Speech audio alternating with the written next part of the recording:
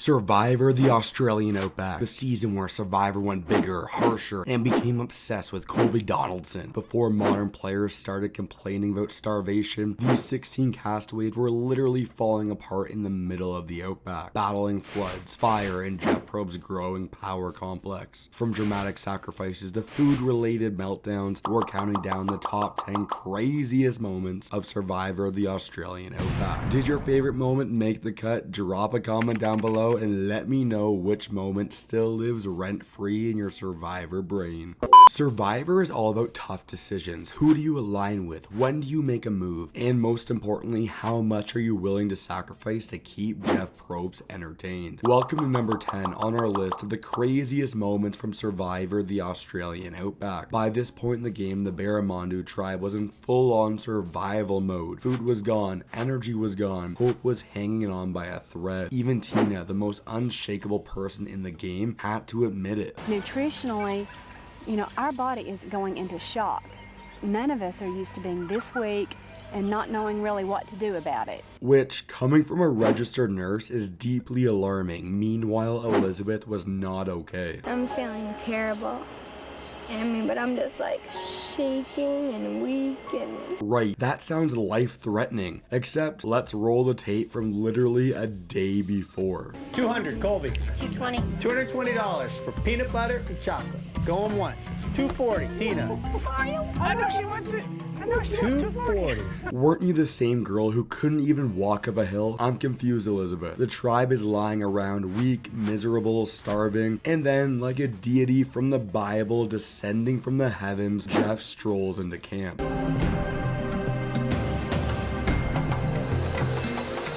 Jeff's here. He's got a big thing of rice. Yes, Nick, he does have a big container of rice, but do you think Jeff, the man who thrives on your suffering, is just going to give it to you? You think he's just feeling generous today? This is the same man who laughed while auctioning off a single Dorito. You will suffer for this rice, and Jeff, fully in his dictator era, lays it out. It puts me in an awkward situation because you had plenty of stuff. If rationed properly, you had enough rice and you had 25 hooks. You had a tackle box you couldn't improve on. So now he has an offer. Food, but at a cost. And Jeff goes straight for the jugular. Shelter versus food. It's one or the other. Your tarps and that Texas flag. That's what I want. Colby, a man who bleeds red, white, and blue, was in shock because Jeff wanted to take away his luxury item, Colby's Texas flag. The tarps and that big old Texas flag, engineered to be a tarp.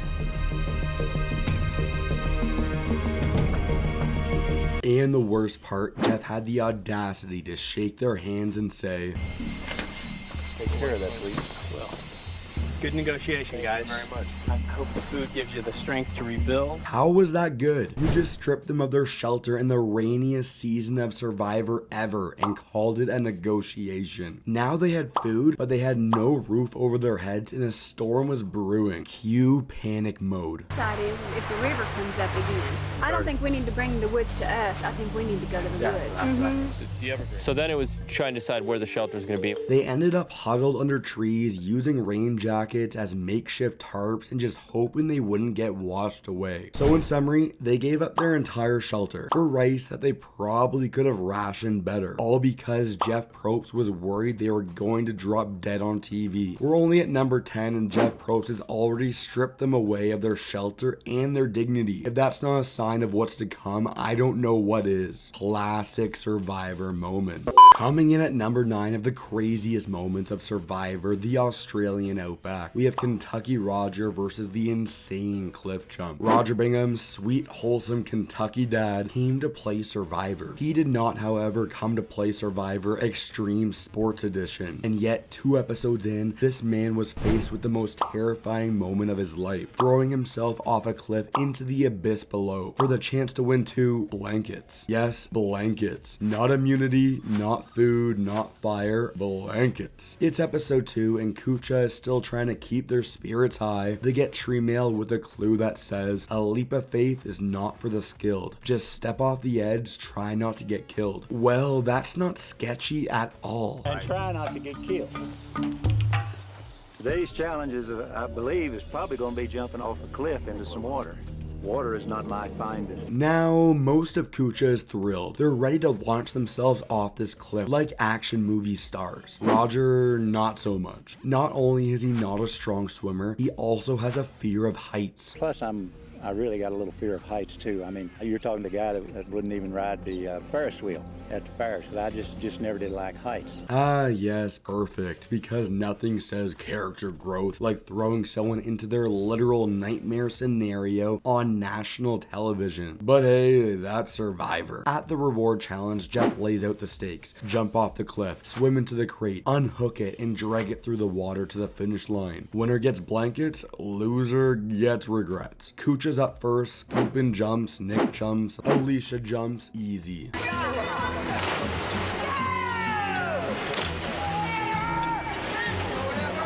Then we get to Roger. Everyone is in the water, cheering him on. The camera cuts to him, standing at the top, staring down at the endless blue void below. It is a look of absolute terror.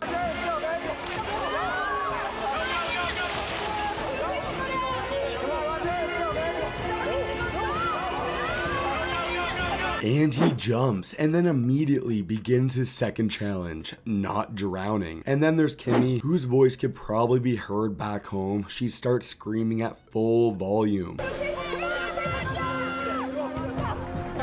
Roger, bless his heart, is flailing through the water like he's got thrown into a shark tank.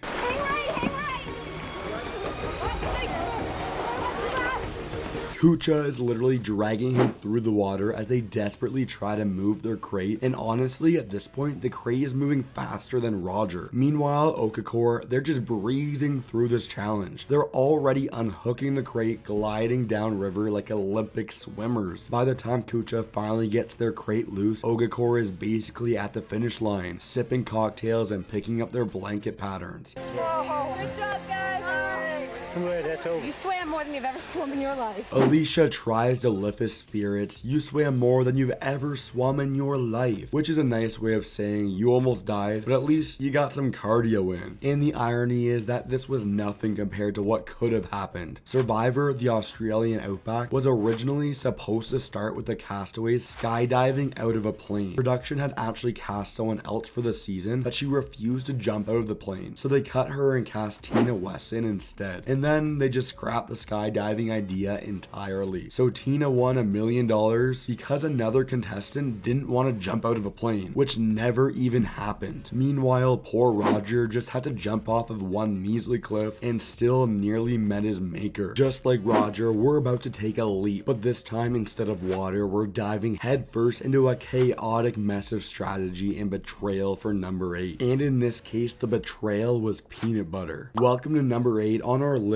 of the craziest moments from Survivor, the Australian Outback. The first ever deadlock vote. Heading into the merge, Kucha had all the momentum until Michael Skupin decided to yeet himself into a fire pit. Suddenly, what should have been an easy numbers advantage turned into a dead even 5-5 split, which meant only one thing. Tribal lines were about to turn into a battleground. When the new Barramundi merge heads to tribal council, it's Okakor versus Kucha, and neither side is budging. 2 votes each, Jeff and Colby. Jeff. Colby. And just like that, we have our first ever deadlock. Now, if this were modern Survivor, we'd get fire making, a rock draw, or some insane twist designed to make Jeff Probst giddy with power. But back in 2001, Survivor had a much simpler way of settling things. Whoever had the most past votes against them was done. And that's when Jeff Varner realizes he's screwed. See, earlier in the game, Jeff had picked up 2 votes against him. One from Deb, rip her time in the game, one could say it wrong. We got enough rocks here too. We could build a pretty decent shelter just using rocks. And one from Kimmy, rip her ability to keep a secret. Well, this is where things get messy. Tina later revealed that while waiting for a challenge to start, she casually asked Kimmy who Deb voted for. And Kimmy, without thinking about the consequences, blurted out Jeff's name. And just like that, Okakor had their backup plan locked in. And this is why contestants are no longer allowed to talk when the cameras aren't rolling. And it gets even worse, was entirely avoidable. Jeff Varner stepped down from a challenge for peanut butter and got voted out. Are you still eating peanut butter? No, haven't touched it in 14 years. Yes, Jeff Varner gave up immunity for peanut butter, and it still haunted him 14 years later. This is Survivor. Everything you do matters. With 2 pass votes to Colby's 0, Jeff Probst officially snuffs Jeff Varner's torch. Jeff, the tribe has spoken. It's time for you to go. And in his final words, Jeff knows exactly who to blame. It's going to happen because of a very large mouth of a former tribe member at Kucha. Ogakor knew I had that vote, and I knew there was nothing I could do about it. Let this be a lesson to future Survivor players. If you're going to get voted out, make sure it's not because someone spilled your entire game plan over casual small talk. And for the love of God, maybe don't throw away your game for peanut butter. Before we head into our number 7 craziest moment of Survivor, the Australian Outback, here's your chance to help me on my mission to pass the wannabe Russell, aka Russell Hanson subscribers. So make sure to like this video, subscribe to the channel so you can be there for the exact moment we become the superior Russell. But back to the countdown. Imagine this, you've been starving for over a month, you just gave up your only shelter for food, and then in the dead of night a storm rolls in and takes that food away. Welcome to number 7 on our list of the craziest moments from Survivor, the Australian Outback, with the rice rescue. Let's rewind 2 days earlier. Jeff Probst, gleeful as ever, forced these people to trade their tarps, and Colby sacrificed Texas flag for one thing and one thing only: rice. Take care of that, please. Well, good negotiation, guys. Thank you very much. I hope the food gives you the strength to rebuild.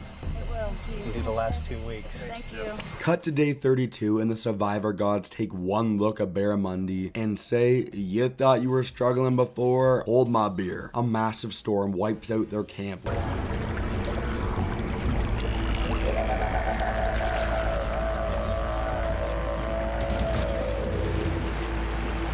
Keith is the first one to see the full extent of the carnage.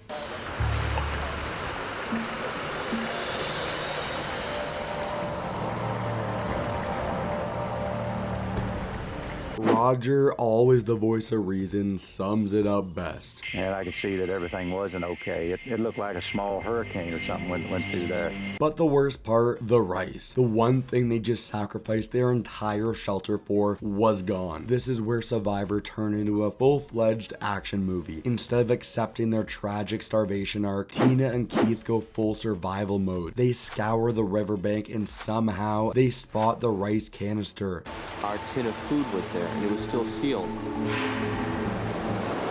cross down here where the current's not so strong and go across the bank. And while the rest of the tribe was starving, Colby was eating as much as he could stomach while on a romantic date with Jeff. Colby, final cheer. I'm gonna down this. I'm gonna leave you.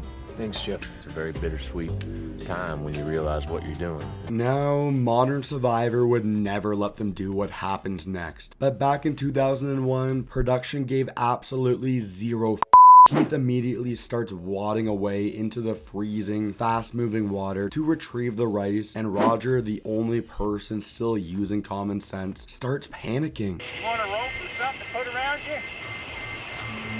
Well, I was afraid he'd get swept down underneath that log. And then Tina jumps in. No hesitation, just pure determination. This woman was not about to let their last meal become fish food. Meanwhile, back at camp, Elizabeth and Amber watch in horror, convinced they're about to witness Tina and Keith get swept away live on CBS. And for a second, it really looks like this whole thing is going to end in a disaster. But then, against all odds, Tina makes it across. She reaches the rice. Keith follows, and Roger, being the MVP of common sense, throws them a rope to pull them back in. If you can't bring it all, just bring one plastic bag of it over or something. Leave the can over there. After a terrifying struggle against the current, they pull off the impossible. The rice is back. I don't know how you guys saw that.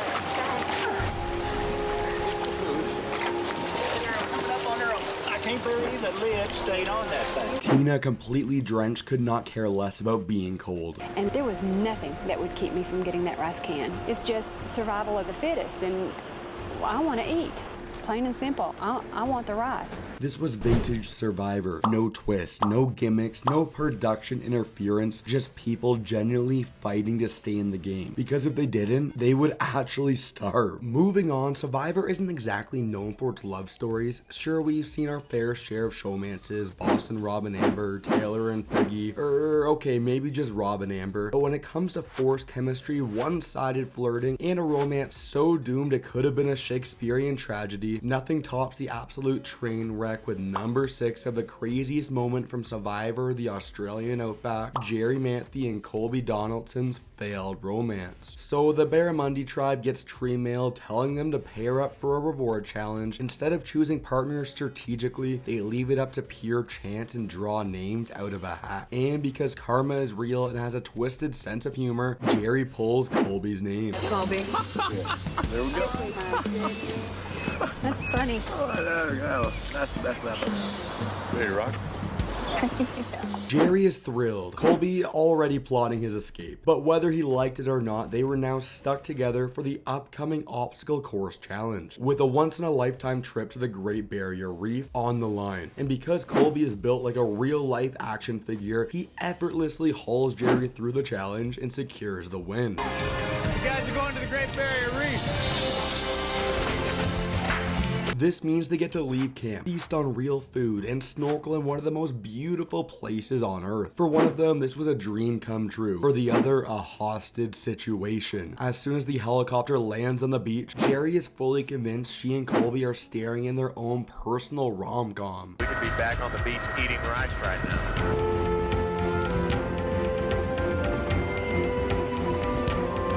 Colby, meanwhile, is doing everything in his power not to jump out of the chopper. Now, this should have been the perfect moment to bond, strategize, and solidify their alliance, but Colby was not about to let that happen. No conversation about strategy or Survivor today.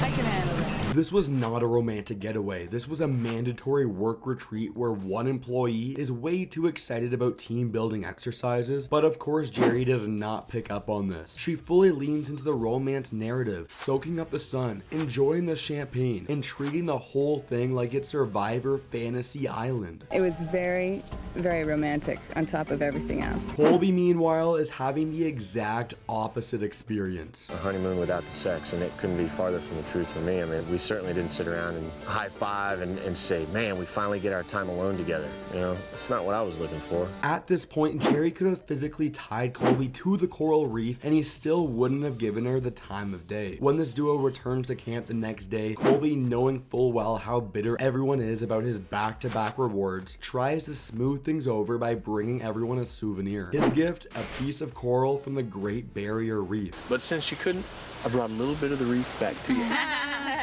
Everybody gets their own piece of coral. Yeah.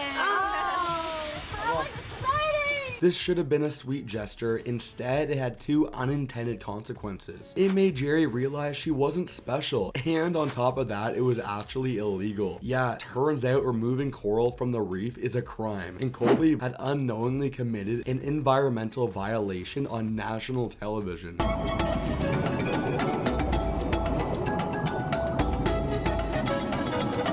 And if that's not the perfect metaphor for this entire disaster of a showmance, I don't know what is. And if you're wondering why the Great Barrier Reef is in trouble today, well, let's just say Colby didn't help. Between climate change and decades of human impact, the reef is fading fast. So while Colby's Survivor souvenir was illegal, at least his coral chunk is probably in better shape than the rest of the reef today. You know, it's funny because I absolutely knew this was coming.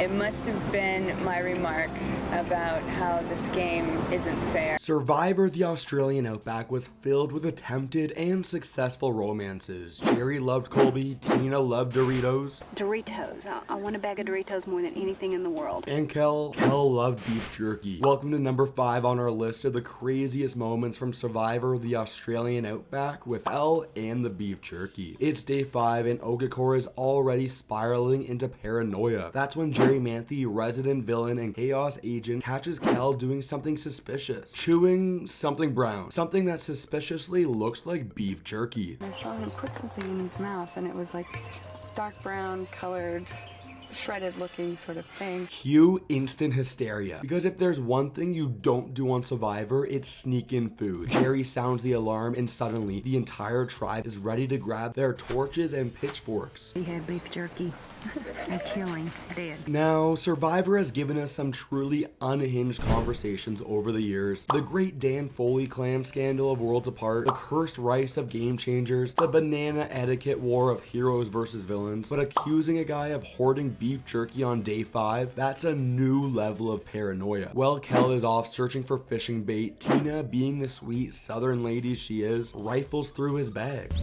You know, it was like a big feeding frenzy. You know, Kel's got beef jerky, and he said, look in his backpack real quick. And I was standing right there, and I did it. And there wasn't anything in there at all. Nothing, no beef jerky. But does that stop them? Absolutely not. Because at this point, facts don't matter. The tribe is so committed to the Kel is smuggling beef jerky narrative that when he returns, they immediately confront him like he's committed a war crime. You guys were talking about that you thought I was eating beef jerky during that. What I had was a blade of grass and I smushed it up into my jaw and I was chewing on that. I was just chewing grass. Oh, Kel, buddy, that's not the answer they wanted to hear. Because let's be real, what are you, a cow? The tribe isn't buying it for a second. Well, in order to put grass in your mouth, you have to go get grass first. And I don't think you get grass out of your pocket. This woman is cross-examining him like he's on trial for beef-related crimes. Kel, sweating bullets at this point, tries to calm the situation by offering the woman his razor so they can shave. And somehow, this makes everything worse. And I think that that's the hugest side of guilt, is to give to the people who have just accused you of something that is very serious. According to Jerry Logic TM, offering razors equals confirmed guilt. Meanwhile, poor Kel is just trying to make friends and not get executed by the Survivor Supreme Court. Sorry for the awkward moment.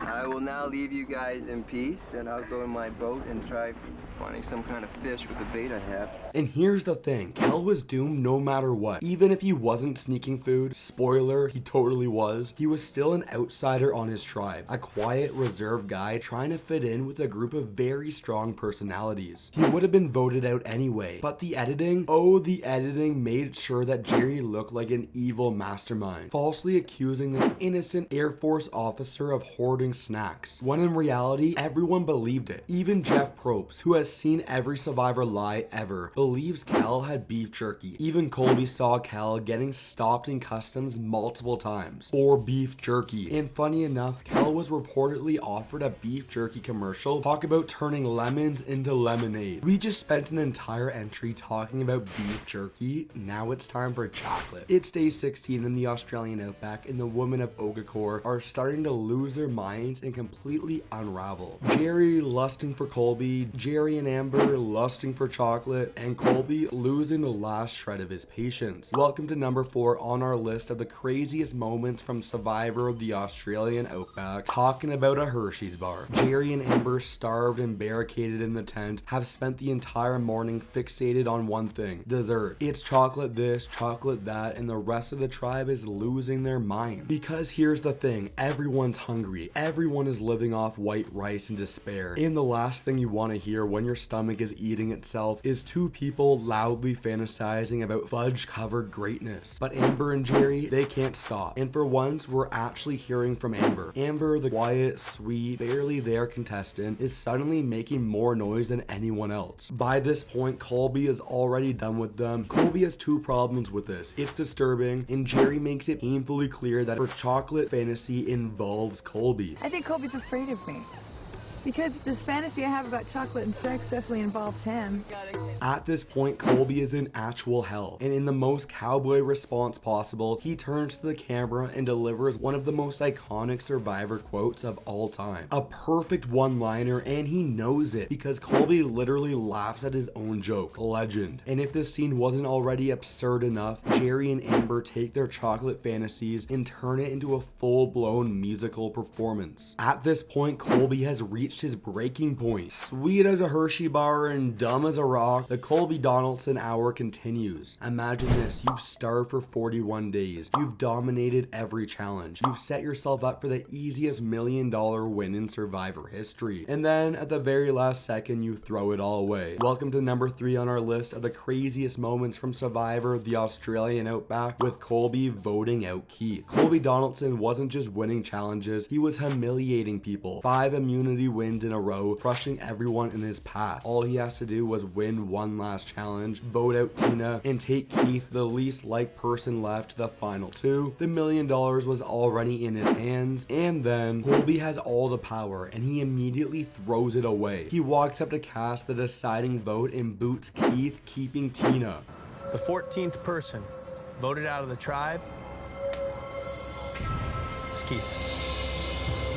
What was that? If you watch Survivor Borneo, you know that Richard Hatch didn't take Rudy to the final 2 because he knew Rudy would win. Colby, he did the opposite. Colby had his Rudy, he had his easy win, but instead of taking the $1 million like a normal person, he decides, let's make this honorable. Translation, Tina didn't just beat Colby, she got him to hand her the win on a silver platter. And your greatest strategy of all was getting Colby to pick you over Keith. It's final tribal council and Tina outplays Colby in every way possible. She comes across as warm, strategic, and likable. Colby, he basically shrugs and says, yeah, I guess she deserves it. And when the votes come in, Tina wins 4-3. The winner of Survivor, the Australian Outback.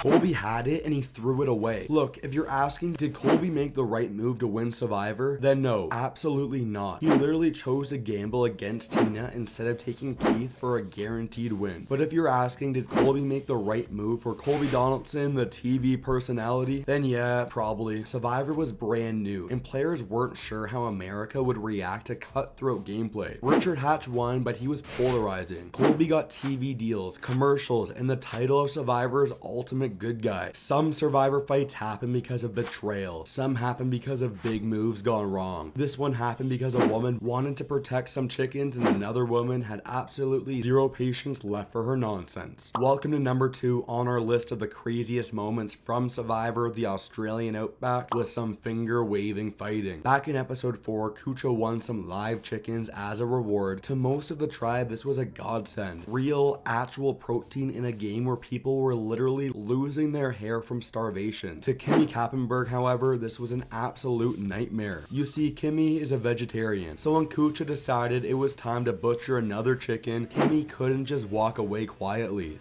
While we're doing the chicken in. Hello, ladies. I have such brilliant hens over here. The tribe was already over it, but one person in particular, Alicia Calloway, was done. The argument starts like any good Survivor meltdown, with one person just trying to live their life and another person deciding that life is unacceptable. No, my point is that with the chicken, I'm just saying for these guys to stay stronger, it's better to do every other day. Kimmy, now fully committed to her moral stand, tries one last time to make her case. And Alicia says no. This is where the moment happens. So do not yell at me about this. I am not getting emotionally attached. You can get as emotionally attached as you want.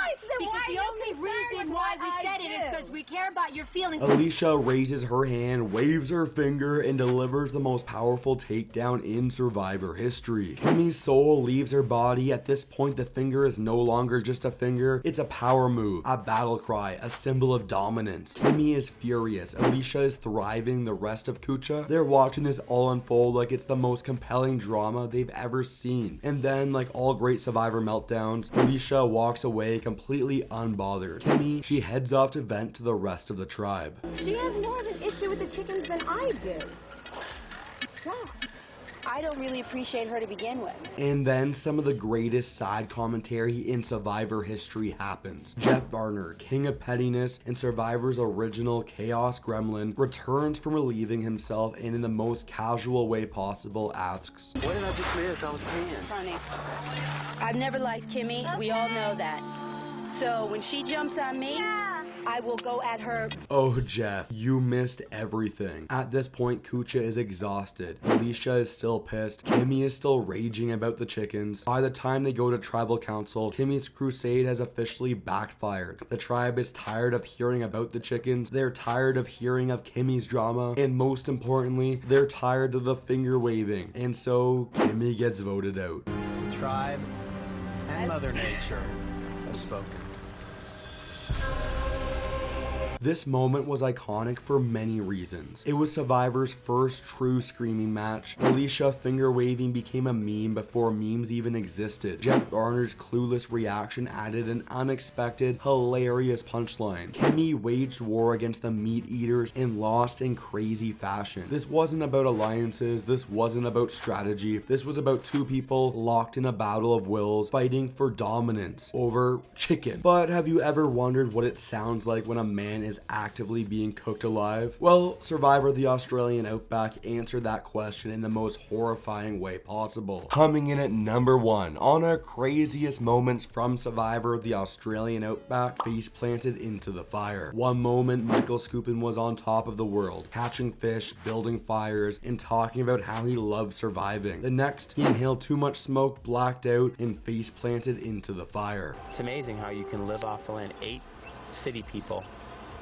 can come out here and live off the land. It was so brutal, so shocking that CBS slapped a viewer discretion warning before coming back from commercial because Survivor had just experienced its first ever medical evacuation. The tribe rushes over to find Michael writhing in agony, clutching his hands. Between screams, he manages to explain he inhaled smoke, blacked out, and fell directly into the fire. His hat saved his face, but his hands weren't so lucky. His arms are burned beyond recognition. Desperate, he stumbles into the water trying to cool them down. Roger, the tribe's dad, gently tells him to stay put. Michael, however, screams like he's actively being tortured. Survivor medics, who probably weren't expecting to handle third-degree burns in the middle of the Australian wilderness, rush in. Michael, still in agony, is bandaged up and told he's out of the game. For the first time in Survivor history, a player is evacuated. Before he leaves, he gives his best brave warrior speech about how much he loves his tribe mates, and then the helicopter blades roar to life. Just like that, Michael Skupin is gone. Was this future karma? But before you go getting airlifted out of here, make sure to click right here for the top 10 craziest moments of Survivor Africa.